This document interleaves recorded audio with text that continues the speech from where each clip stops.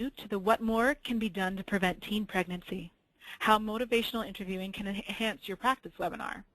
Before we begin the presentation, I would like to review a few administrative items and let you know how you can participate in today's web event. All participants should be able to hear the audio and view the presentation slides. You may participate in today's webinar by accessing the microphone and speaker function through your computer or by using the toll-free call-in option. This information may be found in the GoToWebinar interface in the control panel on the right side of your screen. I would like for everyone to please turn your attention to the GoToWebinar attendees interface, which is made up of two parts: the viewer window on the left, which allows for you to see everything the presenter will show on their screen, and the control panel on the right. Within the control panel is how you can participate in today's web event. By clicking the orange arrow that is found in the top right corner of your screen, you can open and close your control panel.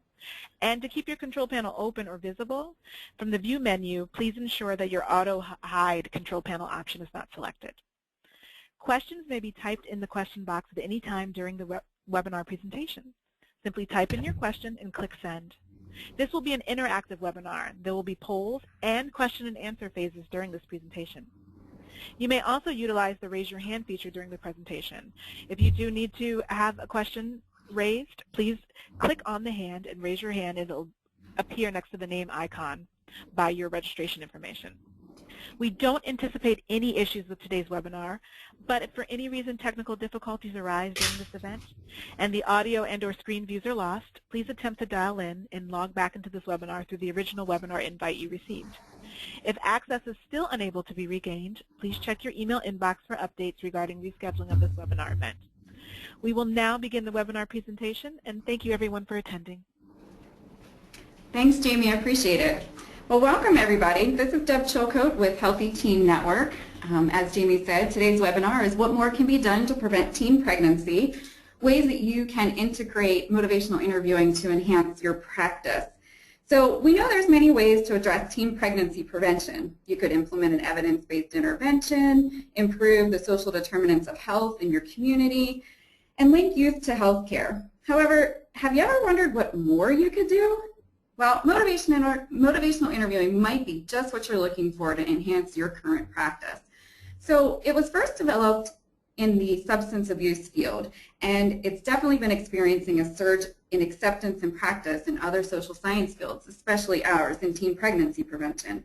So we'd like to thank you for joining FISB, Healthy Teen Network, as well as Ohio Health to learn more about motivational interviewing, what it is and what it is not, what it's meant by the spirit of motivational interviewing, and ways to integrate it into your practice. If you've already begun integrating motivational interviewing into your practice or your programs, we'd love to hear from you too. There's going to be an open forum during the last portion of the webinar, and this will be your chance to share your experiences, ask some questions, and discuss the value of motivational interviewing and what value it adds to your work in teen pregnancy prevention.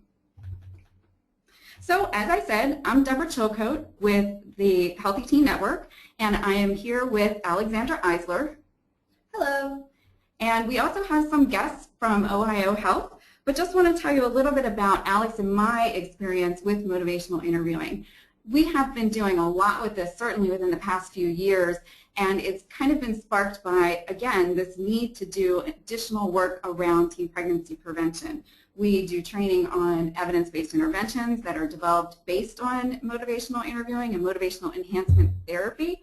And I was trained, whoa, a long time ago on motivational interviewing by a colleague who at the time was exploring ways to use it in family planning clinic. So we're excited to be able to share this information with you, and we want to allow our folks from Ohio Health to introduce themselves. Hi everyone, my name is Molly Spengler. I'm a nurse educator with Ohio Health, and my experience with motivational interviewing and adolescent pregnancy prevention is I use motivational interviewing with teen mothers in an attempt to increase birth spacing and increase contraceptive use.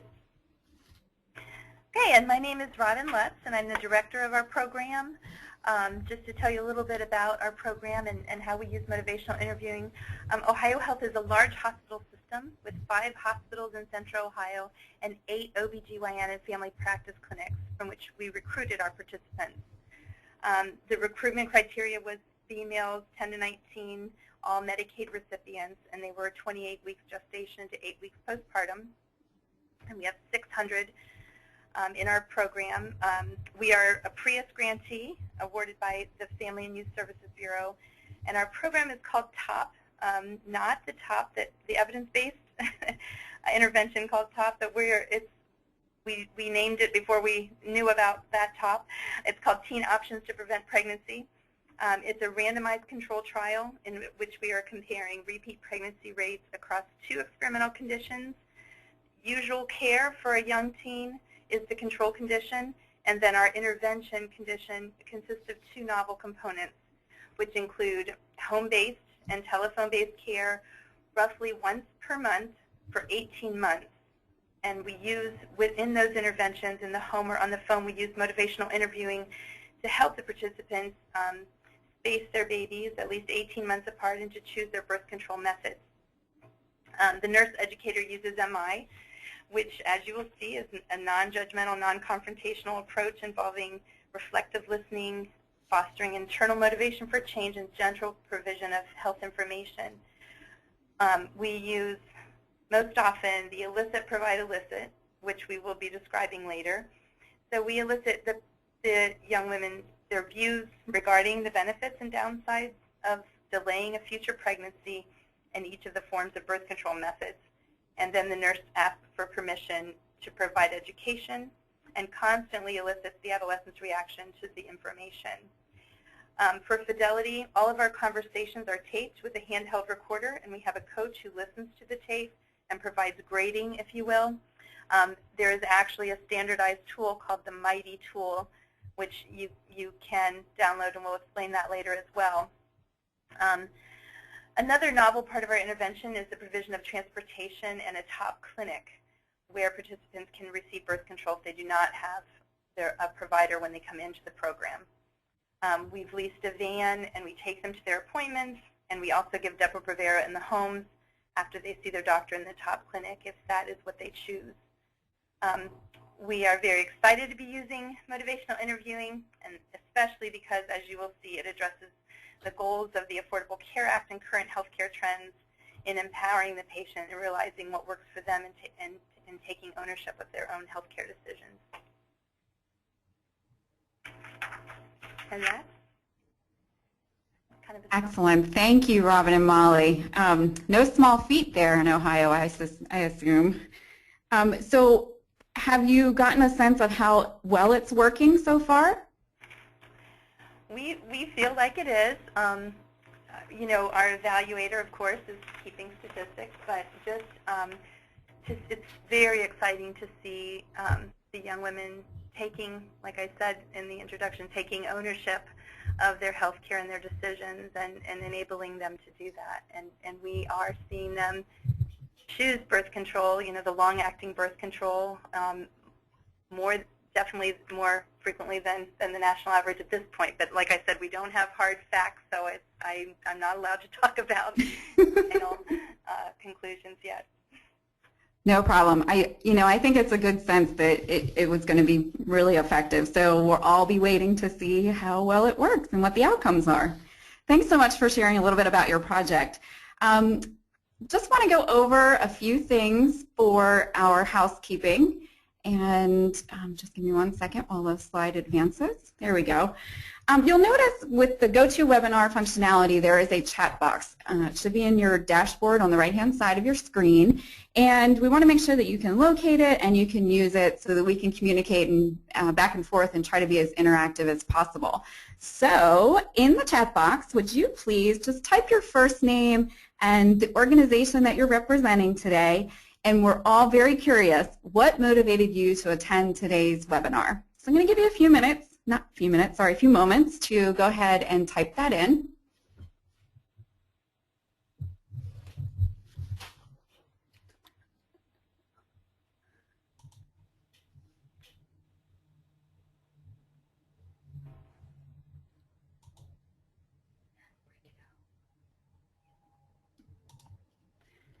All right, we see some familiar names out there. Fantastic.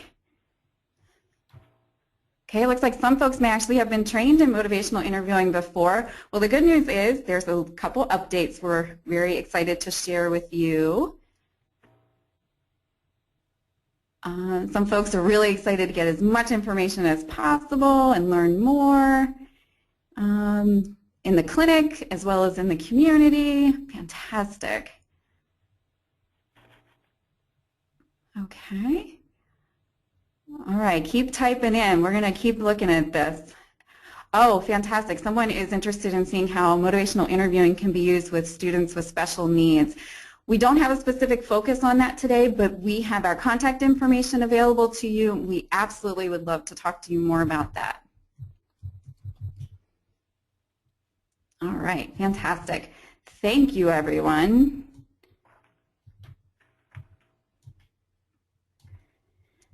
So next, I just want to make sure that everyone is aware of our objectives for our 90-minute webinar. First thing is we're going to define motivational interviewing so everybody has got a shared understanding of it. We're also going to talk about the spirit of motivational interviewing, and of course at the end we're going to make sure that you have some concrete ways to integrate MI into your teen pregnancy prevention or your expectant and parenting teen programs, depending upon who your audience is. Okay. So as you just saw, we will have the opportunity to have some chats. We will also be launching some polls. Please feel free to ask questions throughout the webinar. I've got Alex here to my right taking a look at all the questions that you're sending in. She's going to give me a heads up when we've got one that we're going to answer as we move along. So that being said, we're going to go ahead and launch our very first poll.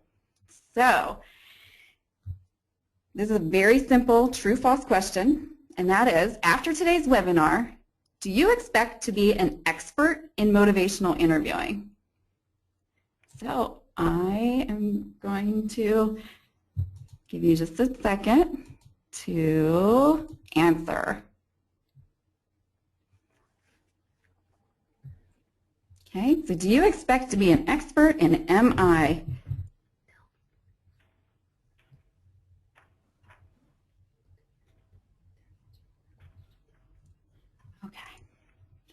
Okay, make sure you're putting your answer in the quick poll.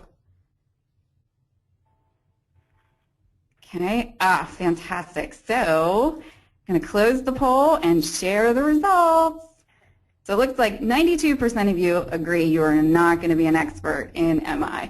And that's really important to understand, that to be a practitioner of motivational interviewing takes a long time to perfect. And in fact, if you ask the developers of motivational interviewing, they say it's a lifelong learning process. And if you would like more information about how to get better at using motivational interviewing, we've got some resources and some links on the slides towards the end that you can explore a little bit more. And I know that Molly and Robin are going to talk a little bit more about their particular professional development and training in motivational interviewing. So, as I said, this could just be the beginning of your exploration to be a lifelong learner and practitioner of motivational interviewing. And we are definitely honored and excited that you were able to share just this little bit of your time with us today to get a little taste of what MI really is. So thank you for participating in the poll. So why don't we go ahead and jump right in it. We'll start with the overview of the motivational interviewing. So motivational interviewing is a collaborative conversation style for strengthening a person's own motivation and commitment to change. And this was developed by Bill Miller and Stephen Rolnick. As we said at the top of the hour, it was originally developed for use in the substance abuse field, specifically alcohol use, but it's definitely been gaining favor in other areas of social service practice, including our own in adolescent sexual and reproductive health education and clinical practice. You see here on your screen, there is the third edition of their book, which is, I have to say, a very easy read, even for folks who don't have a clinical background. They have lots of tools in there, great examples, some case studies for you to take a look at. And if you have been trained in motivational interviewing in the past, I really encourage you to go out and grab this copy, because it's definitely got some updated thinking about motivational interviewing, and the support materials have definitely been updated. Deb, and if I could also add, there was a question a few moments ago about how you measure how effective motivational interviewing is. This book is a great resource on discussing some of the studies and ways that it's been evaluated as well. So thank you for Pat for that question. Awesome. Thanks, Alex and Pat.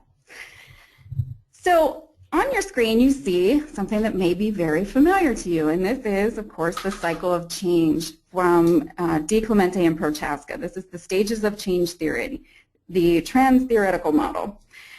You'll notice that it has all of the steps, and it, of course, acknowledges relapse. But the goal here is to proceed through the steps to change behavior. One thing to keep in mind is that motivational interviewing and the trans-theoretical model are not the same thing. However, they're very complementary, and they actually came out around the same time, as I understand. And so I want you to think about a time when you wanted to change a behavior, whether it was eating healthier, maybe getting more organized, or stop smoking. You know, you may have been in the pre-contemplation phase or stage, you know, until maybe you got some test results that came back and showed you had elevated levels of cholesterol, and it was a real wake-up call. Motivational interviewing would be the mechanism by which the client or the participant, if it's a youth in your program, it's when they identify the behavior that they want to change, and it strengthens the motivation to take action to change the identified behavior. And there's also an opportunity to make a plan for changing the identified behavior. Keep in mind, though, the only person who can really change this is the client, and they have to be ready to make the change. And this readiness really depends upon the situation, the timing, and whatever else is happening around them. So just keep in mind that change is very challenging for some people, and like trying to eat healthier or address this elevated level of cholesterol, it also may take time. So again, just remind you that motivational interviewing is the mechanism by which someone could move through the stages of change. They're very complementary. So as I mentioned, motivational interviewing is a guiding style of communication. This is very different from, say, a following style or even a directing style. So let's start with directing style. This would be really appropriate if you were trying to provide instructions. So for instance, you've got a Zumba instructor, she's up at the front of the class and the music's pumping and everything's going great, everybody's getting a good workout, and she's the one who's telling you when to move to the right, when to move to the left, when you get to do all your dazzling things. This is the job of the Zumba instructor. That's a very directing style. The following style would probably be more appropriate when you're trying to support someone by listening intently and engaging with them in ways that do not require giving advice. So this could be, you know, lending an ear to a friend or a colleague who's just had a terrible, terrible time of it. And maybe they just need to blow off some steam. You're that rock, that person who can help them with that. The guiding style, this is best used when you're trying to support someone. So for example, a dental hygienist is talking to her patient about his flossing habits. And the dental hygienist is actually trying to build motivation to increase his flossing habits to at least once a day because he's not flossing at all. So maybe she would say something like, well, what's getting in the way of you flossing daily? And that gives the patient an opportunity to kind of think about what are those barriers to flossing. So that's the guiding style, kind of probing questions, asking them about the behavior so that they can also arise to wanting to express a desire to change the behavior. So we are going to take some examples and see if they are directing, guiding, or following. So we're going to do a couple polls here. Everybody get your fingers ready for your next poll. So which of the following, let's see, which style of communication is the following statement? So come back in 12 weeks for your next Depo-Provera injection. Is that directing, following, or guiding? Okay, we'll give you, these are going to be quick, so 5, 4, 3, 2, 1. Close the poll and share the results. Very good. This is definitely a directing style. You're telling the patient, you need to come back in 12 weeks for your next Depo-Provera injection. It's very prescriptive. So very good. Let's do another one.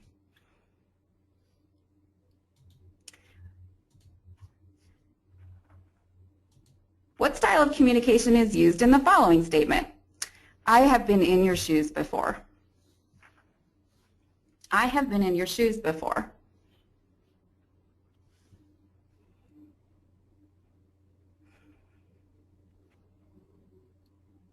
Okay, and 5, 4, 3, 2, 1. This was a tricky one, I see. So 39% said guiding, 61% said following, and the answer is following. Basically, you're just acknowledging that maybe you've had a shared experience with this person who has come to you with maybe a trouble in their life or a problem that they wanted to share. So I've been in your shoes before. All right, let's do another one. Which style of communication is used in the following? What gets in the way of decreasing your alcohol use? What gets in the way of you decreasing your alcohol use? Okay, and 5, 4, 3, 2, 1. Okay, it was definitely guiding. So similar to the dental hygienist wondering what gets in the way of flossing, this therapist, this helper person wants to find out what's getting in the way of them decreasing their alcohol use. So it's guiding, it's asking some questions to hopefully get the client to see that there might need to be a behavior change. Very good. Okay, we have just a few more. Promise they'll be quick. So which style of communication is used in the following statement? What do you want for your future? What do you want for your future?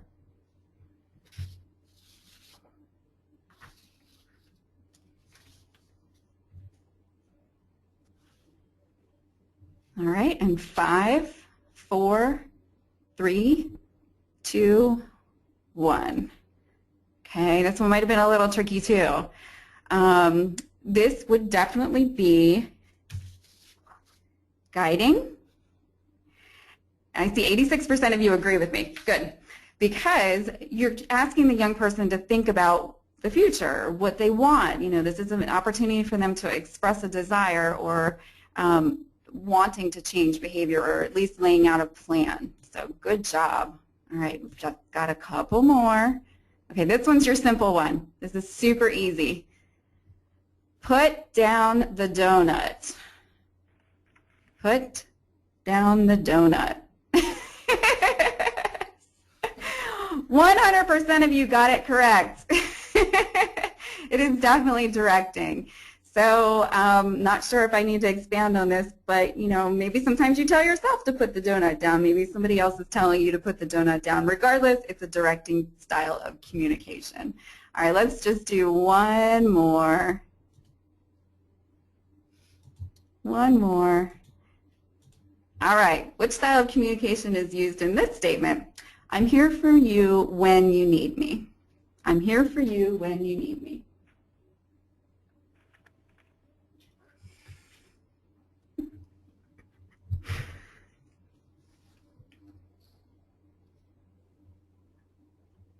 All right, and 5, 4, 3, 2, 1. Good. Okay. So for this particular one, technically it would really be following. It's just basically saying, I'm here, you can share with me what's going on anytime. But I will tell you that because it's being very supportive, it is actually very characteristic of motivational interviewing and would be considered what they call MI adherent. In other words, you're adhering to some of the principles of motivational interviewing. So that wasn't supposed to be a trick question. However, just want to make sure everybody understood that it really was adherent to motivational interviewing. So good job, everybody. Thank you so much for entertaining me here with your responses and following along. Okay, so let's go ahead and start talking about the spirit of motivational interviewing. And, you know, people wonder, well, how do you do motivational interviewing? And this is actually one of the things that we first talk about, and it's the way the practitioner needs to embody the spirit of motivational interviewing, and it has 4 component parts. So let me just talk through the component parts so you can see how they overlap and they meld together nicely. So when the therapist or the facilitator, if they're doing this in programs, when they engage with a person seeking to change his or her behavior, a collaboration is forged. During this collaboration, both the person and the facilitator are experts. That has to be acknowledged from the get-go. The person is an expert on his or her own life and their experiences, as well as the desire to change their behavior. So, you know, you have to acknowledge that what they are bringing to the interaction is real and true, and they are the expert on that. Now, you also have to acknowledge that the facilitator or the therapist is also an expert on his or her own life, their experiences, but, you know, they have the additional knowledge and skills that they've gained through professional education and practice. So Miller and Rolnick warn helpers, though, to avoid the habit of telling a participant what they're supposed to do, and they call this the righting reflex. You know, we just want to make things right or fix them. Well, they say the facilitator really does need to respect the person's need to arrive at the decision to change the behavior on his or her own accord. So the facilitator must accept the person that they're helping unconditionally, and acceptance is another part of the spirit of motivational interviewing. And acceptance includes accepting his or her behaviors, the client's behaviors, the client's values, their attitudes, their strengths, their weaknesses. You know, the person is coming to you for support and guidance, and you have to just accept them. I think we have heard over and over where they're at. Miller and Rolnick, of course, believe that, and they want to make sure it's very clear that acceptance is not the same as approving. So you may not approve of the behavior, but you accept that that's just the behavior that this young person may be engaging in. So let me give you an example. So we've got a teacher who's facilitating a session on HIV/AIDS, and one of the students raises her hands and says, you know, I don't want to get HIV, but, you know, I refuse to use a condom during sex because it just doesn't feel natural. It doesn't feel good. The teacher could respond in many ways.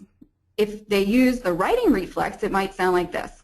You must use a condom every time you have sex, or you're risking contracting HIV, and you could die. Okay, however, right, that's, okay, the teacher embodies the spirit of motivational interviewing. It's certainly going to sound a little bit different. It's probably going to sound a little bit more like, you know, I hear you saying that you want to avoid HIV and you believe condoms don't feel natural. So what you might notice is that the teacher's response when she's using motivational interviewing had a really compassionate tone, or at least I was trying to show a compassionate tone. And although compassion might sound intuitive to you, it's only recently been added to the 3rd edition of Miller and Rolnick's book. So this is one of those changes we mentioned. As they write, I'm going to quote here, to be compassionate is to actively promote the other's welfare, to give priority to the other's needs. So if a facilitator lacks compassion, they're really not embodying the spirit of motivational interviewing. So finally, I want to talk about this last element. Similar to collaboration, the facilitator believes the person already has what they need to make the change he or she wants. It's the job of the facilitator to evoke or to draw out the person's strengths, their assets, things that will help him or her increase his or her motivation to change. So for example, a motivational interviewing practitioner could provide an example of evoking by saying, what do you want your relationship to look like a year from now? So we want to share a little analogy that Miller and Rolnick have mentioned. When you're doing motivational interviewing, it should feel and look more like a dance than wrestling. So if you think about it that way, it's much more elegant and much more smooth, I guess, as opposed to wrestling, which is kind of, struggling and power against power. That is not what motivational interviewing is. So at this time, I want to bring in our practitioners from Ohio Health, Molly and Robin, and ask them a couple questions about their experience with the spirit of motivational interviewing. So Molly, I want you to describe what it feels like to embody the spirit of motivational interviewing. Thanks, Deb. Really to embody the spirit of motivational interviewing is to keep a non-judgmental attitude of caring, no matter what decision the patient or person makes. It is truly important to avoid the righting reflex of trying to control or make the person do what I feel is best for them. That's very important for them, so that way they can maintain their autonomy, and the decision, the right to change, really comes from within. And you kind of demonstrated an example of the righting reflex. But as for us in our program, an example might be, you said you don't want to have any more children, so you need to use birth control. But the spirit of MI would say, you don't want to have any more children. What are you able to do about this? It definitely feels different when you use the MI. Absolutely. So Robin, I have a question real quick. What can a practitioner do to improve his or her ability to embody the spirit of motivational interviewing? Well, there's first a technical answer, and that is, there is training available through an official motivational interviewing network of trainers called MINT trainers. And you can see the motivationalinterviewing.org website for a list of local trainers in your area. And you can also keep in mind that the VA hospitals throughout the country require that all of their practitioners were trained in motivational interviewing, or were trained in motivational interviewing by 2013. So most of them are aware of a MINT, which is that official motivational interviewing network of trainer in your area. So that's the technical answer, but the other answer is just asking yourself about your compassion for this person. Like you said, their total worth, asking yourself why you went into this business, especially in times when they don't change the behavior that you'd like them to change. I think most people who work with teens have compassion and care a lot about teens. And I think just to remind yourself, this is what our trainer talks to us about a lot. And I think that's a good thing to do pretty routinely. We want to make sure that folks are doing right by the young people we're serving. Fantastic. Thank you, Molly and Robin. So, changing one's behavior. Do we agree? That can definitely be challenging. So, let's use an example that I think we can probably all relate to, and that is this work-life balance myth, I call it.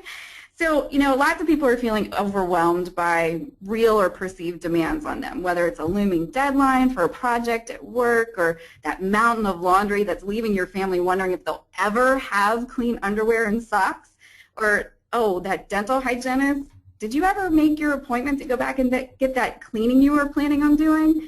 Or, maybe it's just meeting friends for a meal and maybe drinks. It's just, life is really chaotic. So why do you think some people find it challenging to maintain a work-life balance? So go ahead and answer in the chat box. Why do you think it's hard for some folks to maintain a work-life balance?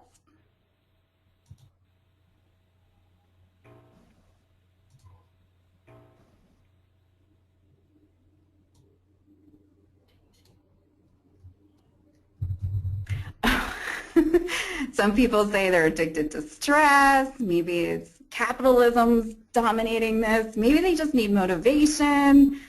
Let's see, dedication and passion to what they're doing.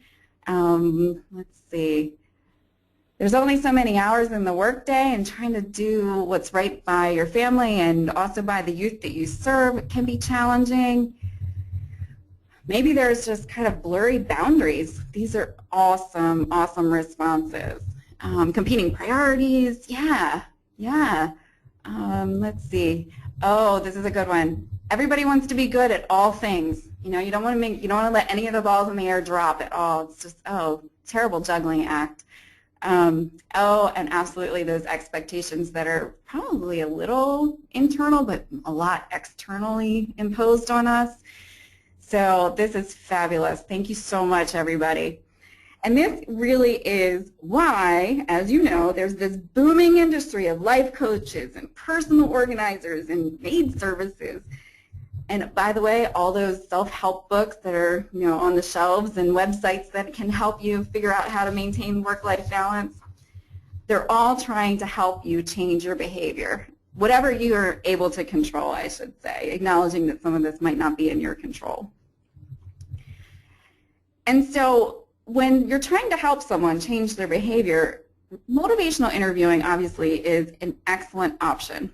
And we want to talk about the 4 processes that a helper would be monitoring and going through with the client or the participant. So there's 4 processes of motivational interviewing: engaging, focusing, evoking, and planning. So let's talk about each one a little bit.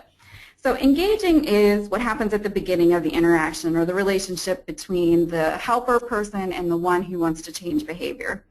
This is when that first impression happens. This is when they get to know one another. And I got to tell you, if you don't do it properly, things like distrust, skepticism, or even disdain could really halt any progress towards changing behavior. So this is really, really important to do well. So then it moves into focusing. And this is when the behavior is starting to kind of emerge, and determining what behavior the client wants to change happens during this time. It's the time that informs the goal setting, which will happen a little bit later in the processes. And then there's the evoking portion, which this is when the client starts expressing the desire to change and start using what we call change talk. These are the words that indicate that they really know that a change might be necessary. So they might say, I should do this, I want to do this, I ought to do this, there's a reason I should do this. So this is what we had said was change talk, talking about the change. And then finally, planning. This is when the client expresses the specific actions he or she could take to change the identified behavior. So they will establish a plan, and then it's up to them to execute the plan. The helper can't make it happen for them, because then it actually compromises the autonomy of the person who wants to make the change. So it seems simple, doesn't it? Wrong. Moving through these 4 processes can take a lot of time, and I really would like to hear from Molly about a time that it went really well moving through the 4 processes. And then, of course, we do want to hear about a time when it didn't go so well. So Molly, do you mind sharing a little bit about a client that went through the 4 processes pretty straightforward, and then one that maybe didn't do it quite so straightforward? Absolutely, Deb. It definitely can go very smoothly. A perfect example is a girl, you call up and they say, I'm so glad to hear from you. This pregnancy or this child is a lot more than I ever thought. I know I need to have birth control. Can you tell me about my options?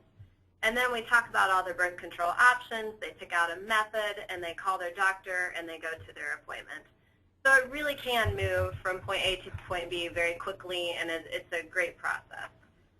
They move from the one step to the next without ambivalence, and that's fantastic. But then there is the other side where it can be a little tricky.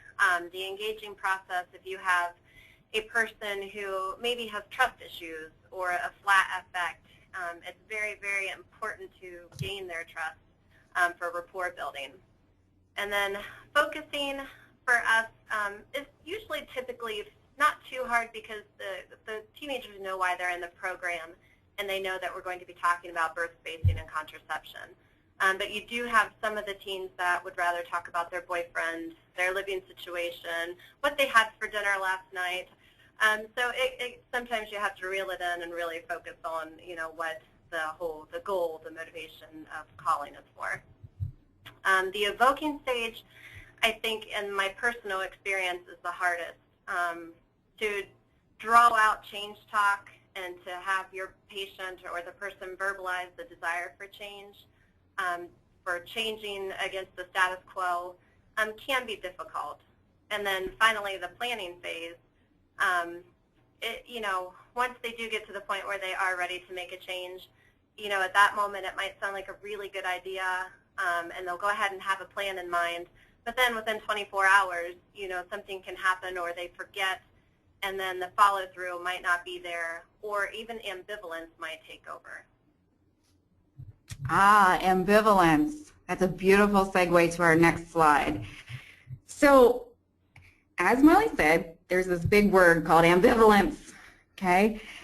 This is the simultaneous or contradictory feelings and attitudes towards an object, a person, or an action, such as changing one's behavior. So this is that push-pull. I kind of want it this way, but I want it this way too. And I have to tell you, this is much more monumental than just like, do I want orange juice or do I want grapefruit juice? This is about changing something significant in this person's life, their own behavior. And we want to know, I want you to know that ambivalence is absolutely normal. There is nothing pathological about it. It's perfectly normal to feel ambivalent about changing behavior, not feeling real sure if you're ready. But what the practitioner will do is help this person work through their ambivalence so that then they are launched on a road of behavior change. So I want to stop here for a second. And we have a question that's been posed. And Alex, do you mind reading the question? Yeah, not a problem. The question is from Rolandia Harris. It says, how long should it take for a client to progress from one stage to the next? I think, Molly, you want to go ahead and take that one? Sure, Deb. Really, I don't know that there's any perfect formula or time frame. It's a very personal thing for each individual. I think it really does vary depending on the person's situation and what stage of change they're in. All right, fantastic. Yeah, and like we had said, I mean, it could take a while, and especially in the clinic practice, it could take a couple visits. True, Molly? Absolutely. A couple may even be generous. I mean, it could take a little while for them to get to, that point of change. But trust, building trust and building rapport is a great way to start. Mm-hmm. And I know that they're doing some more research on motivational interviewing in kind of a rapid or short time frames. I think that it would be important for us to kind of explore that a little bit more if you're looking at short times with the young person, but just remember that those interactions can build upon one another, similar to your experience, Molly, right, in the clinic? Yes, okay. Yes, absolutely. Good, good. Thanks for the question. I appreciate it. Keep sending them. Keep sending them. We're monitoring them on our end. So let's keep talking about ambivalence, and I want to bring in an example. So I want to introduce you to a 15-year-old male who's been in the juvenile justice facility for about 2 months. We're going to call him Cade, okay? Cade was treated for gonorrhea when he got there, when he got into the facility, and he was really mad about his diagnosis. He couldn't believe he had gonorrhea. However, during your group motivational interviewing program, Cade was really vocal about his ambivalence about using condoms. So it's kind of like, he came in with gonorrhea, but he's saying he doesn't want to use condoms. He says he knows that using a latex condom is the best way to protect himself against sexually transmitted infections, and he even said he knows he's supposed to use them every single time he has sex. However, Cade also told you that he's had a couple condoms break during sex in the past. So he says he doesn't trust them, he doesn't think that they're going to work, and he doesn't use them because why bother if they're just going to break? So here you kind of hear how Cade is expressing ambivalence to using condoms. He knows that there's the best thing for him. However, he also is having some serious trust issues with them. So keep Cade in mind as we move through the rest of the webinar, because he's going to keep coming up, because he's a good example of ambivalence, especially with the populations that we serve. So I want you to take a moment in your chat box and think about what could a practitioner do to help Cade resolve his ambivalence to using condoms. So put yourself in that facilitator's shoes. What do you think you could say or do that might help Cade resolve his ambivalence to using condoms? I'll give you a few moments to respond.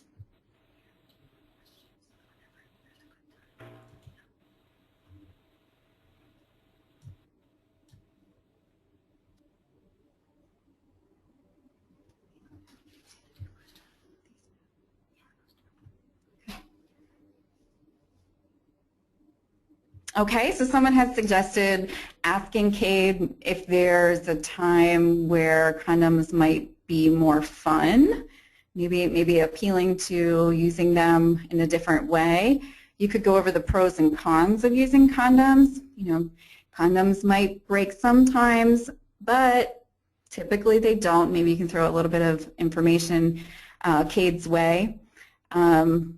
And let's see, tell Cade about the different options that are out there. Maybe the brand that he was using was not the best one for him. Yeah, maybe there could be an issue there. Maybe he didn't realize he was supposed to use lubricant, water-based lubricant. Maybe there's something else going on. You know, just because he's been using them in the past doesn't mean he's using them correctly. And I see maybe doing a little demonstration might be helpful. Yeah. The size of the condom proportionate to what he needs might be the issue. You could also talk about the pregnancy issues, issue, but bottom line, expressing empathy would absolutely be appropriate. Okay, good. Let's see. Oh, here's a good example. So someone could say, the facilitator could say, you know, it sounds like you know that condoms could do the trick for you, but that you don't trust them. Okay, so you've acknowledged that he has some trust issues there. And the facilitator could continue with, and you don't have to use them if you don't want to. We will do a condom demo, but what are some ways that you could stay safer even without a condom? Wow, that's powerful. I think it empowers the young person and gives them the autonomy to make the decision, and frankly, you know, as a human being, they don't have to use a condom every time, even though we all know, and he even said he knows that's the best thing for him. Excellent, excellent responses. Thank you, everybody. Thank you. So, oh, there's that rascally ambivalence again. We're going to move on. So, talking about improving your motivational interviewing practice, I'm actually wondering, Robin, do you have any other suggestions of what a practitioner could do to support Cade to resolve his ambivalence? I think people did a great job.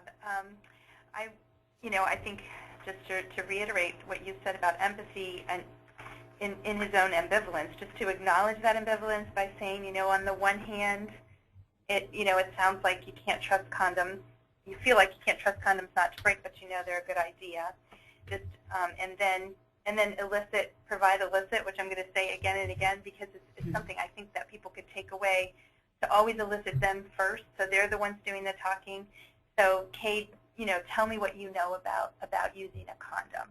Mm-hmm. You might talk about the details, like how do you use a condom down to the detail, and then after he talked for hopefully a while, I would ask his permission to give him information about using a condom, so it would be less likely to break if he wants to hear about that.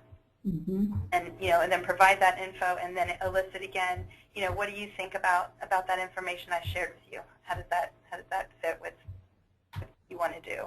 Mm-hmm. So go ahead. Yeah, no, that's it. Well, I was wondering if you were able to share maybe a story about a client who was ambivalent about changing his or her behavior, and of course, don't share any names. Yes, we need to protect HIPAA in the hospital world, but just I will say first of all that nearly every one of my patients has had some type of ambivalence, whether it be fear or about getting birth control and about waiting to have another baby.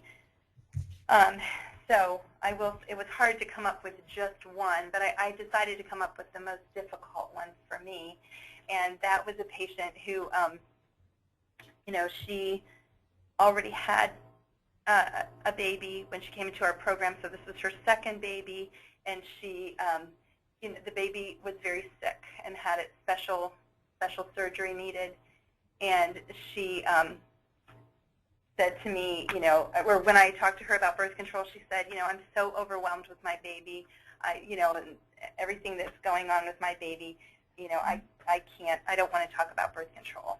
And there's something that I'm sure you're going to talk about. It's called rolling with resistance, and I couldn't force her to talk about it. You can try saying, what are some reasons, that you need it if they give you that. If they give you that they're feeling ambivalent, but she was knowing that she needed it, but also feeling like what was more important was her baby's health and take care of the surgery.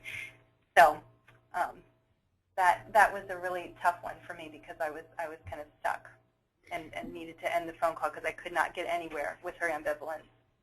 So in that particular case, that was a tough situation. How were you able to maintain the spirit of motivational interviewing through such a difficult interaction? Well, at that point, because her priority was the health of her baby, we ended up talking for about a half an hour about that particular problem with her baby, rather than what I wanted to talk about, which was control.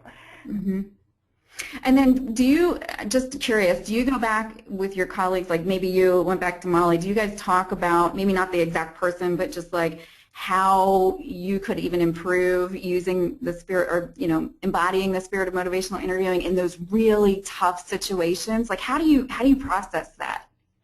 Well, we try to understand that acceptance includes autonomy and personal choice and control. And I don't know if any of you have seen the wall art, but we actually had a wall art made for our office, and it says personal choice and control, and we look at that all the time and encourage one another to look at that all the time. Because it's kind of our mantra around here. When we are working harder on getting the patient's goals met than they are, then we're probably having the writing reflex rather than a collaborative relationship about their healthcare decisions. And what's really cool is that Miller and Rolnick actually include some questions that providers can ask themselves as they're going through the 4 processes to see if they're really truly embodying the spirit of motivational interviewing and kind of adhering to the principles of it. So I just want to share an excerpt, just a couple examples of some of those questions that a practitioner should really be thinking and asking themselves as they are doing this work. So like for during the engaging phase, facilitator or practitioner might want to ask themselves, does this really feel like a collaborative partnership? And then maybe during the following phase, they ask themselves, are we really working together towards a common purpose? And then I'm thinking about in the evoking phase, they say, maybe the practitioner should be asking themselves, am I steering too far or too fast in a particular direction, which really kind of takes the autonomy and the pacing away from the client? And then finally, during that planning phase, am I remembering to evoke rather than prescribe a plan? I think we're all just kind of so accustomed to going to a helper, a professional helper, and just like, tell me what I need to do, and that's the absolute opposite of what motivational interviewing really encourages. The motivation has to come from the client himself or herself. So, Molly, I wonder if you could tell us more about kind of the questions and why it's important for a practitioner to ask himself or herself these things so that they can continue to improve their practice of MI. Yeah, Deb, those were all great questions to ask, and it is so important to keep in mind that it is all about the patient. MI is patient-centered.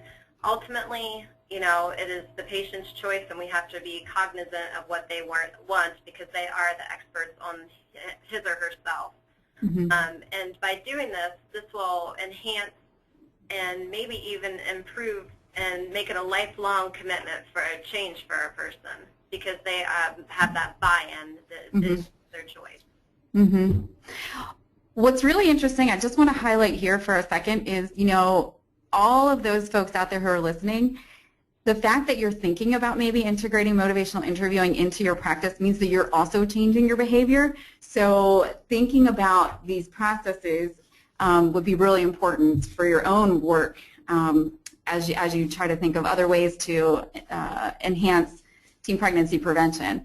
And we have to acknowledge that, yeah, while it may be quick and easy to just offer advice or give some resources to a client, you know, just like fix the problem, this is a totally different approach. But I will tell you that it's been my experience, maybe Molly and Robin in a little bit, you can share a little bit more about you know, the concerns people have over this taking a lot longer than just get in, talk to the client, prescribe something, hope that the client does what they're quote unquote told to do. But it really doesn't take a whole lot more time. And, you know, while a quick fix is great for a flat tire on the side of a road, it's not going to help somebody change their behavior and sustain that behavior long term. Is that right? Yes, yes. Yeah, yeah. Okay, so I want to take a minute here to answer a couple questions before we move on to talking more specifically about motivational interviewing skills. Denise May, I think you would ask some questions about research on motivational interviewing in the family planning setting.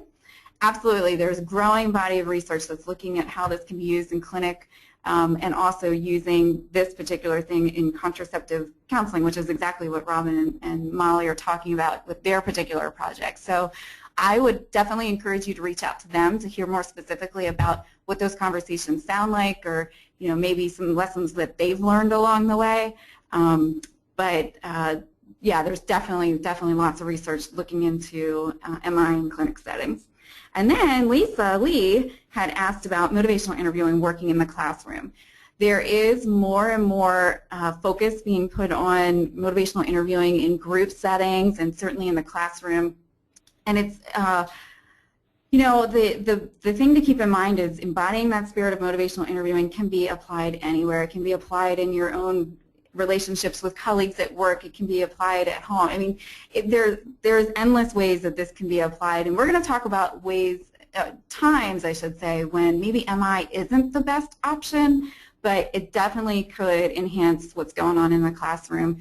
And you know, the idea of being client-centered is similar to being student-centered in the work of your education work. Yeah, sorry, Alex is also reminding me, just, you know, a word of caution, that if your group is really, really big, it could be a little harder and it would take more time in the classroom. So depending upon, you know, how many students or youth you have in your group, yeah, it could take a little bit longer because of the way that you ask questions and such. And this is a good segue into the motivational interviewing skills, because you're going to see lecture is not applied here at all. So, you know, just because a facilitator or a practitioner embodies the motivational interviewing, the spirit of motivational interviewing, that is not sufficient to evoke that behavior change. You could be supportive and compassionate and all those things, but really, again, the motivation has to be increased within the individual, and they're the ones who have to take the action to change their behavior. But I want to talk through a few specific principles and skills that motivational interviewing practitioners use to do that, to increase the motivation of the client to change his or her behavior. So you're going to see here on this slide a couple mnemonics, and one of the principles, developing discrepancy, that help the professionals who are quote-unquote doing MI be able to achieve greater motivation in their clients. So the first one is developing discrepancy. Also, you see OARS, O-A-R-S, and that's a mnemonic, so we're going to break down what each one of those letters mean. And then there's this one on the bottom, it's darn cat. And we're going to talk about that, and it's no offense to cat lovers out there. It has nothing to do with the felines, okay? So let's talk about each one of them. So, developing discrepancy. Well, this happens when the client becomes aware of a discrepancy or a gap between their present state, what they're currently doing, and the kind of the status quo, and what their desired goal is. And so it's essential for the practitioner to sharpen his or her skills to be able to develop discrepancy from what the client is saying they want their behavior to be and what they're actually doing right now. So I want to talk about Cade just for a few more moments. You know, he comes back, and after a few weeks of expressing ambivalence about using condoms, he mentions that he wants to use a latex condom when he gets out of the facility. But then he also tells you that he's worried that his girl will give him a hard time and accuse him of having sex with other people if he refuses to have sex without a condom. This is a tough place for Cade, for sure. So a practitioner could say to him, Cade, it sounds like you know that using latex condoms is the best protection against getting another sexually transmitted infection, but you're also worried that your girlfriend will think you're having sex with other people if you insist on using a condom. So, practitioners out there, be forewarned. There's going to be gaps in the conversation and some awkward silences, but this is a time for the message to be received by the young person so that the discrepancy can be developed and so that Cade can see that what he wants and what he fears will happen when he tells his girlfriend that he wants to use condoms, they're real, but he needs to make a decision about which way he wants to go regarding his behavior. So, hey Robin, I was wondering if maybe you could tell us a little bit about a time when you had to develop discrepancy? It's quite often in our study, actually, and most of us have all used this with each patient, unless they're the rare person like Molly who moves through the stages of change quickly. But we usually say, a lot of them will say, you know, I never want to have a baby again, especially if we get them in the postpartum unit, you know, or it's 5 years or 10 years, you know, the next time I want to have a baby. So, but they're having sex and they're not using birth control. So, you know, to develop discrepancy, we say, so on the one hand, it sounds like you don't want to have a baby, you know, for 5 or 10 years. But on the other hand, you're having sex and you're not using any birth control. As far as if I'm right, you know, correct me if I'm right. You can always use hesitancy if you feel like it's going to sound sarcastic. But you know, so tell me about that. You know, and usually then they realize that, you know, that doesn't make sense, and then you can hopefully get some change talk from them. Mm-hmm. But tell me about, you know, how do you handle their reaction? I mean, you said earlier, like, roll with resistance, but like, what does that look like? Is that awkward silence, or is it more than that? Sometimes it's silence. I've had some really oppositional young women who have said, I don't know what I think about you. I don't know, you know, I don't think birth control is a good thing at all, and I'm not going to use it. It's not natural, you know. Mm-hmm. So we'll say, wow, you know, you have some strong opinions about birth control. You know, we just reflect and keep reflecting and keep gaining trust. Like Molly said, that trust, for quite a few girls, it you know, it takes, you know, a good year that they know you're going to come back and you're going to keep approaching them, coming towards them, no matter what they do, and then they begin to trust and open up. But it, you know, I told you in the beginning, we see them for 18 months, and we've had a lot of birth control placed at about 17 or 18 months when they finally trust us and realize we're not going to be there after 18 months. So. So they make the decision kind of towards the end of your relationship. Just sometimes, yeah, especially the real kind of the harder ones to trust definitely do take longer. But yeah, and they bring so much to the interaction. I mean, you know what they tell you, but there's so much more to uncover, I'm sure. Oh yes, I mean, going into their homes has been very enlightening for us, and to see that there are so many, you know, social determinants of health, and you know, it's just they do have a lot on their plate when they have a baby. You know? Yeah. Yeah. All right. Well, you had mentioned reflections, so why don't we go ahead and share what those letters mean for ORs. So the first one is open-ended questions. So this is asking questions that don't require a single word answer, like yes, no, or fine, like, you know, like how are you doing today? Fine. Maybe you would want to say something more like what brings you in today? So we also have affirmations, and I think we probably all could probably get a little bit better at affirming one another. But this is definitely when you're trying to build self-efficacy, getting that young person to see that they really, truly can change their behavior. And so, you know, a way that you could affirm them is just saying something as simple as, you know, I really appreciate you sharing that with me. And then you had mentioned reflections. And I think most of us probably are familiar with reflections. This is when you say something back to the client that affirms or clarifies what they just said. And there's different types of reflections. There's simple reflections in which the practitioner just simply restates what the client just said. So it could be, for example, what I heard you say was that you wanted to change your eating habits. But I want to tip my hat to the folks at Washington State Department of Health for a really fantastic resource that kind of goes through a little bit more complex reflections. And I thought it was really great because it's about a young woman who is trying to figure out whether or not she wants to breastfeed her child. And so the young woman says, I know everyone says breastfeeding is the best. I'm just not sure it's for me. So the simple reflection would be, you know, people have been talking to you about breastfeeding. That's all you're saying. But the complex reflection is going to go beyond that, and it's going to maybe bring in a different perspective. And there's lots of different types of complex reflections. And so I want to take a few moments to go through each one of them. There's an amplified reflection, and this is when the statements that the person just said is taken to the extreme. So the example in this case would be, you would never consider breastfeeding your baby. It's just not for you. So there's a little bit of, you know, by saying never, that is definitely on the extreme end of the continuum.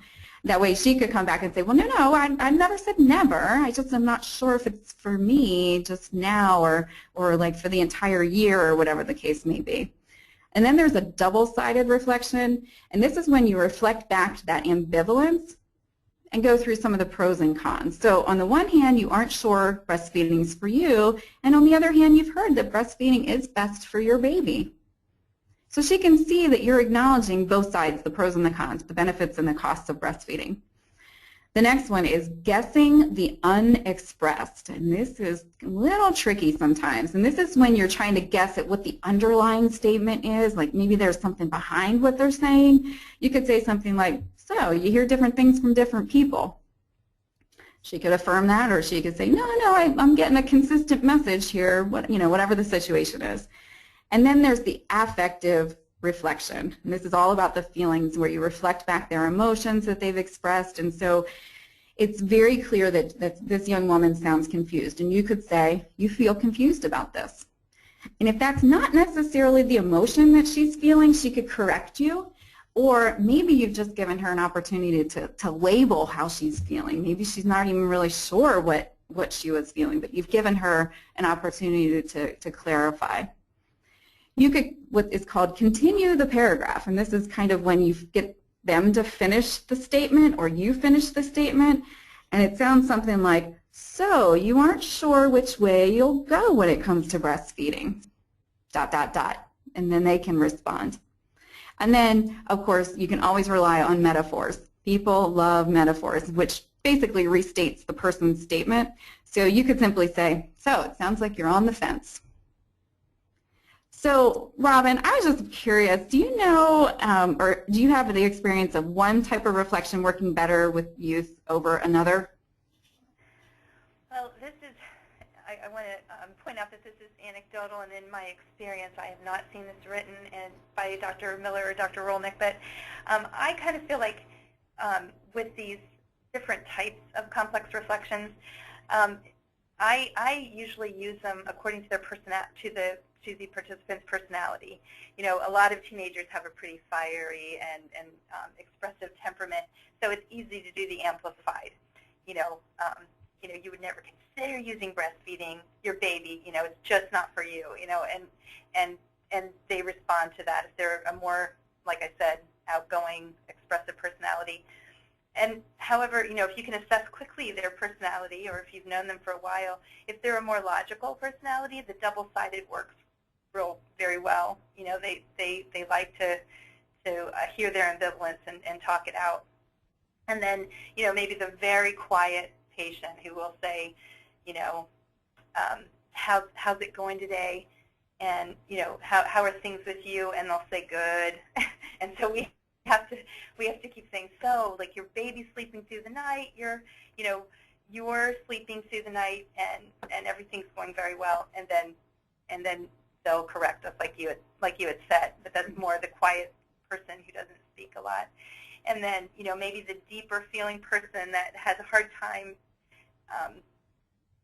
coming up with exactly how they're feeling, we would do the affective, you feel really confused about this, or guessing at a feeling to help them straighten out. So, I mean, I don't think I added that much, but this is something that I've tended to see in my experience. And again, I haven't seen that. Dr. Wolnick and Dr. Miller have not said this, but something that I do quite often. So that to say that what somebody else might use might be more or less the ones that you just identified. Maybe they actually do use the metaphor more than maybe double-sided. Right, exactly. Yeah, excellent. Thank you, thank you. And then finally, just want to tell you that the S stands for summaries, and this again might seem obvious, but this is an opportunity to recap that conversation that you just had with the client, and you could summarize and maybe offer a final opportunity to verify or maybe correct something that was miscommunicated. But you can also use this as an opportunity to discuss next steps before moving on to the next session. Okay? All right, so I want to tackle these darn cats. Okay, this is the mnemonic for D, stands for desire to change, and so someone might say, I want to eat more vegetables. Okay, so they've expressed a desire. The A is ability. This is whether they really truly believe that they can make the change. Well, I have a farmer's market a few blocks from my home. R is the reason. Why do they want to make the change? So I want to be healthy. And then N is for need. And this is, expressing a need for change. If I don't stop eating at fast food restaurants at lunchtime, I might need to go on medication. So this is how the practitioner will listen for statements that indicate growing motivation, which we know is a pretty good predictor of actually moving motivation into true behavior change.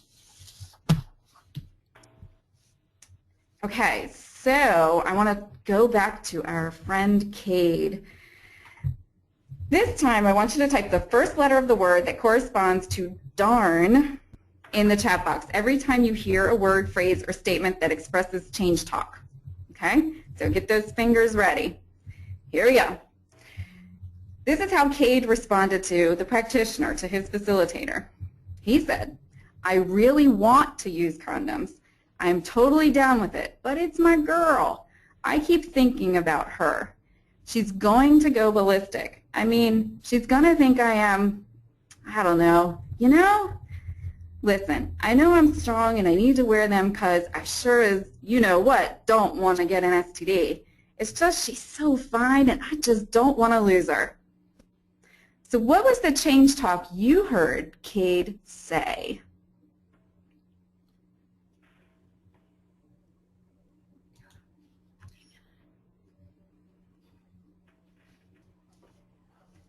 Okay. So the answers are flooding in. The word want, I really want to use condoms. I'm totally down with it, basically saying, yeah, I'm willing to do it. Let's see, saying he needs to be strong. He wants to use protection. He doesn't want to lose her, so there's still a little ambivalence there because he also says he wants to use them. Okay, good. So maybe at this point we're seeing some glimpses of change talk, but this is when we need to start thinking, okay, when is this going to move more into a commitment? And this is where the CAT comes in. So CAT stands for commitment, activation, and taking steps. And this is absolutely a way of figuring out, okay, so we've talked about what we want, but now are we going to actually put it into action? So commitment is statements that express the commitment to change. Activation is the willingness to change. And then taking steps is, hey, they're actually doing something to make the change happen. So maybe they come up with a plan or they tell you that they've talked to somebody. There's different ways that they can signal that they're taking steps to make the change. So we're going to do another poll quickly. So the poll is, just give me 1 second to load this up for you. As you can see, which of the following statements are darn cat? So number 1, I want to wait until I have a career before I have a child. Number 2, I want to be the same person tomorrow as I am today. Number 3, texting during class is distracting me. I can't fail my class. Number 4, I will start paying back my loan. Number 5, I already tried leaving the house earlier, so I'm not late to soccer practice. Which of those are examples of darn cat?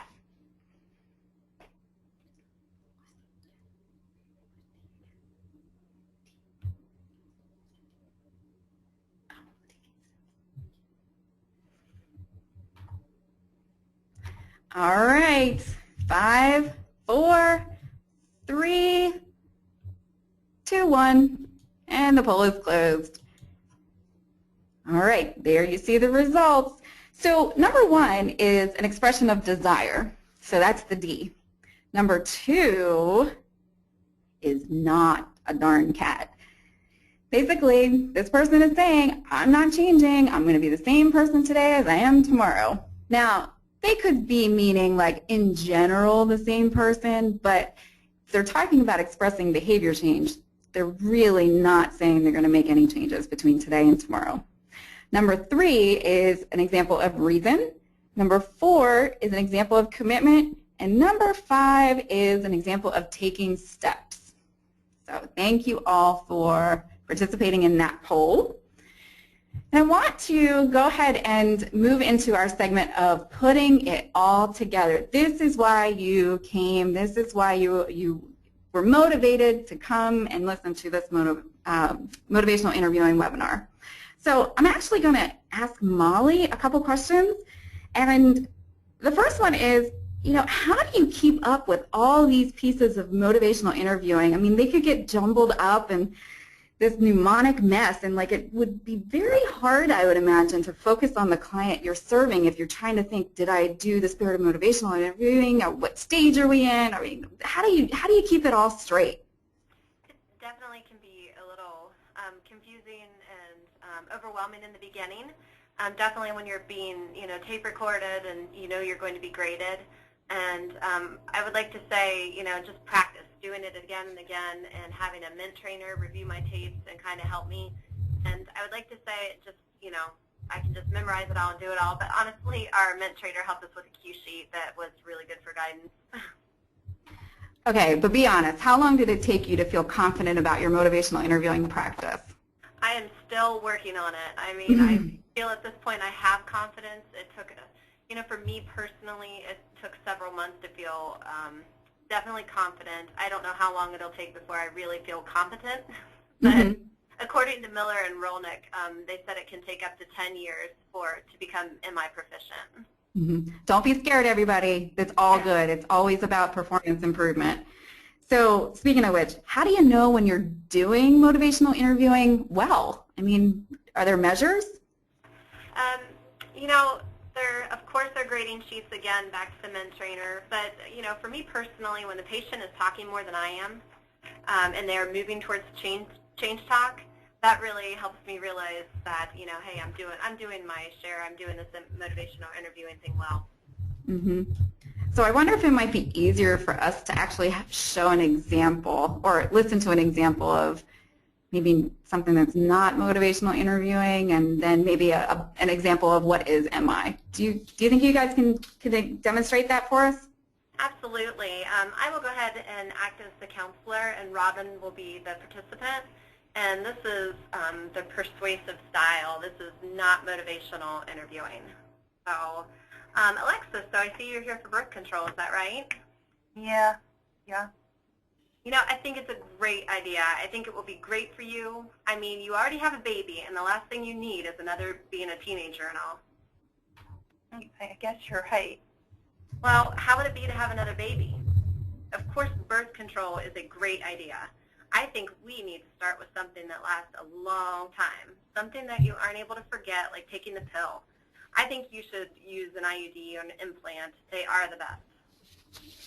Well, I'm not sure about birth control. I mean, I know it's a good idea, but it seems overwhelming to think about it. Overwhelming? Seriously? Wouldn't having another baby be overwhelming?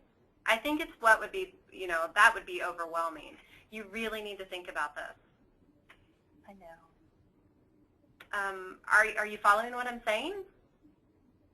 Well, yeah, but I'm just not sure what I want. Well, my advice for you is that birth control is extremely important, and it's something you should really make a priority in your life. How about just going ahead and setting up your appointment right now? End scene. Wow. So, Robin, you were playing Alexis. How did that feel? You know, you feel pushed, and Molly and Angie and I all go to appointments with patients, and surprisingly, people do this. I think it works quite often, especially with teenagers. Yeah. Molly, how about you as the practitioner? I mean, it sounds like this is just simple and easy. Just tell her what to do, but how did it feel? Yeah, you just feel pushy. It's my agenda. It's about me, what I think is best for her, and it really has nothing to do with what's best for the patient. Yeah, yeah. All right, so that was a very poor example of an interaction. How about if we share a good interaction of motivational interviewing? All right, again, I will be the counselor and Robin will be the teen. So, Alexis, I see you're here for birth control. Tell me about that. Yeah, I just had a baby, and I'm not wanting any more kids right now, and I'm kind of overwhelmed with my baby, and plus my mom's making me do this. I bet it can be really overwhelming having a baby. It's hard to imagine having another one right now. Yeah, I was thinking about using birth control, but I'm just not sure. My mom really wants me to do it, and I know it's probably a good idea, but I just don't know. I don't even know which one to use, and I don't know much about it since I've never used it before. I'm actually kind of scared to use it. You know, it's scary to try something new that you have never used before. It sounds like you know it would be a pretty good idea, but you're just not sure which one to use since there's so many options available. Yeah, I just don't know what to do or which one to choose. You know, tell me why you think it would be good to use birth control. Well, I wasn't even planning to get pregnant this first time, so you could say I was really shocked, but then got used to it. But when she got here, I've really been overwhelmed. It's been really hard trying to get back and finish school and keep up with my friends, you know, find a job and daycare, and my mom says eventually she's going to make me find my own place. Plus, my boyfriend isn't helping as much as I think he should. So I don't think I could do this again, at least right now. So birth control would be something that could help me. Yeah, so it sounds to me like you feel really overwhelmed. You know, going back to school is a priority. You miss being with your friends. It's important to find a job and daycare, you know, plus your own place. Plus you don't have a lot of support from your boyfriend and things right now. But birth control is something that you can take control of and one less thing to worry about, getting pregnant again. Right. Would you like me to tell you about some options available to you? Yeah, that'd be good. End scene. Oh, so much better. How did that feel? Much better? Yeah. Better? Yeah. Yeah, I definitely could hear the difference. So how did we do one more role play so folks can walk away with, again, a positive, a good example of motivational interviewing? So let's talk about Carla. She's a 17-year-old female who's been dating Cameron for about 7 months. They really like each other. They're both really into punk music, creating video blogs, and just hanging out with friends.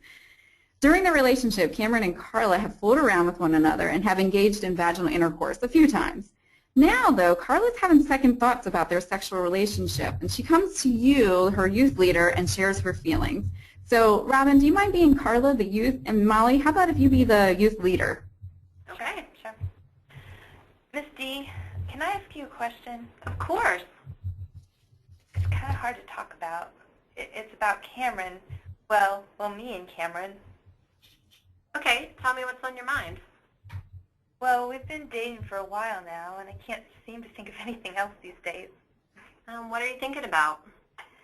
Well, my feelings for Cameron and sex. Ooh, that sounds like a lot to think about. All right. Yeah, I'm pretty sure you know this already, but Cameron and I have had sex a few times. But now I'm not sure I want to keep doing it. I mean, I love him and want to show him how I feel, but I just don't know what to do. Well, it can be difficult to know how to show someone you care. I know. It's just that I'm worried that our relationship will be nothing more than sex. Well, tell me, what do you want your relationship to be like? I want to be able to talk about my day with him, share our dreams, and do the things we used to do, like making crazy punk rock videos and dancing around the basement. How do you feel about not having sex with Cameron? Well, I'd be totally okay with it. I just don't know if Cameron would be okay with it. You know, only he has that answer. What do you think needs to happen next? I guess I need to talk to Cameron about what I want. You know, it's important that he knows how you feel and that you don't want to have sex right now. That's true. I just need to work up my courage. I believe in you. Good luck. Thanks, Ms. D. End scene. Okay, we thought it was really important to include this as an example of how motivational interviewing can support someone who doesn't want to continue having sexual intercourse. And this could be really helpful for those of you who are implementing abstinence curricula and programs out there. So we hope that you were able to kind of pinpoint some things in this particular interaction that were positive, and maybe you'd want to give it a try as well. So thanks, Molly and Robin. I appreciate you demonstrating those. Dad, and we can want I to make a really quick point before we move on? Just Sure. Point, thank you, is, you know, just to take note that using the MI adherent form, the correct MI did not take any longer than using the persuasive form. Mm-hmm. Yeah, and I think that it dispels that myth that MI actually takes a lot longer than just being straightforward and directive. So good point, good point. And I think some people might actually be wondering, you know, how do I use motivational interviewing? And you can obviously use it at any point because it's a communication style. But there's also those intake forms, like for instance, when Cade went into the detention facility, the person who was conducting the interview could use MI. You could obviously do it during individual counseling sessions. You could also do it before, during, and after group interventions. In fact, there's some evidence-based interventions that are built around motivational interviewing. And then certainly during follow-up calls. So if there's things that you can be doing after you interact with the young person, clearly if you're communicating with them, you can definitely talk to them using MI. There's been a couple questions, and we appreciate everybody sending those through the chat box about whether you can use MI in a group setting. And the answer is, you know, it might not be the best solution in every situation, but you can certainly use it in the group setting.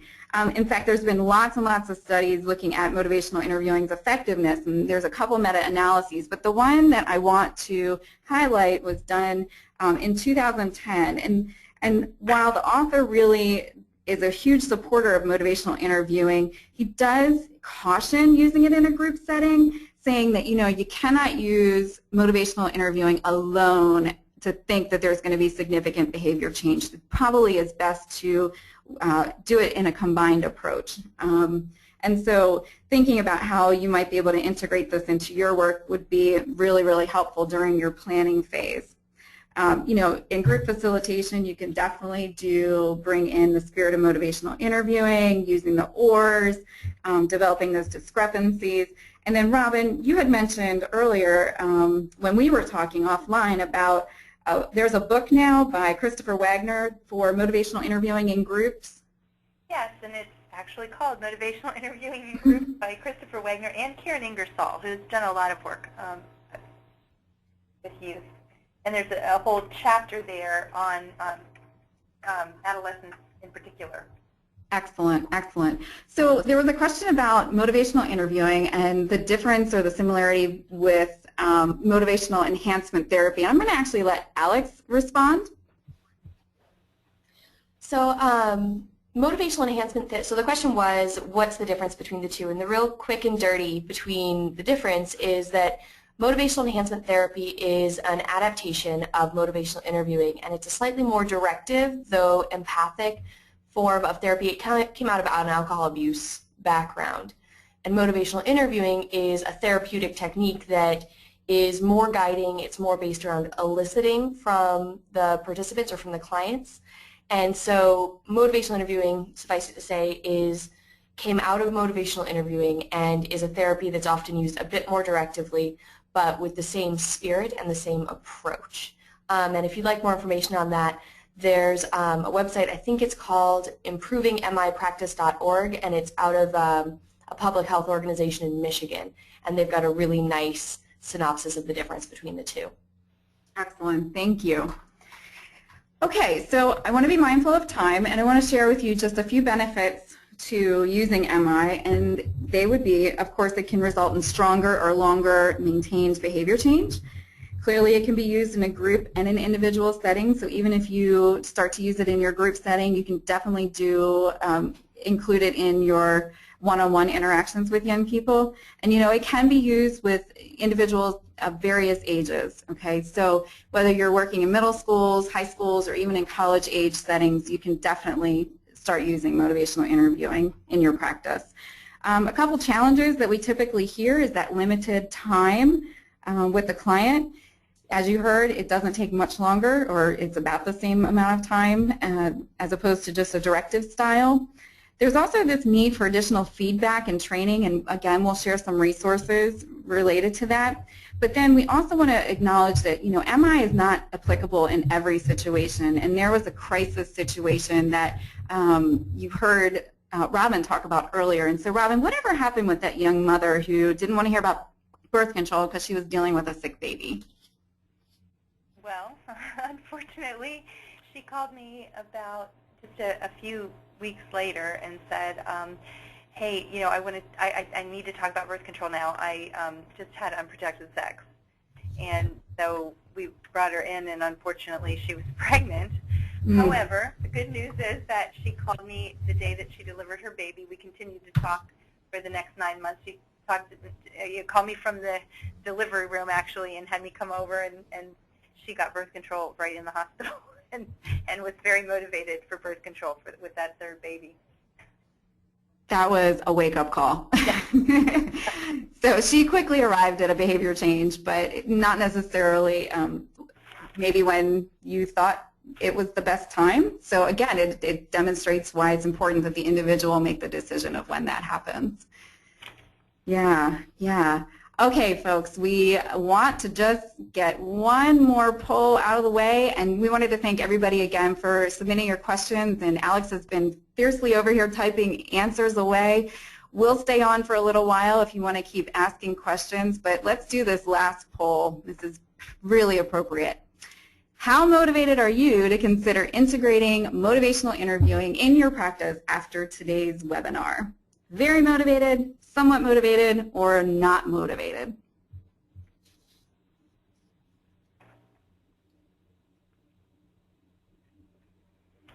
All right, I'm going to close it in 5, 4, 3, 2, 1. Let's see what your colleagues are feeling right now. Looks like by and large you are very motivated to at least start thinking about how to integrate MI into your work. So we support you in that decision. We think it's a great, great idea. So, Jamie, do you want to just have folks continue to type questions in their question box? I think we've gotten answers to a lot of them. Some of the more poignant ones that we thought would be, you know, kind of a general question we've stopped throughout the webinar and answered. But you are welcome to continue submitting questions to any of the presenters who have shared their thoughts today.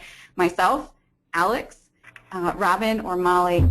Here are our email addresses. We are here to answer your questions, and we want to remind you that the recording and the slides will be up on the Community of Practice website within a couple days for sure, and you'll definitely get a new version of the slides. There were a couple changes that we made, but you'll definitely get that in a few days.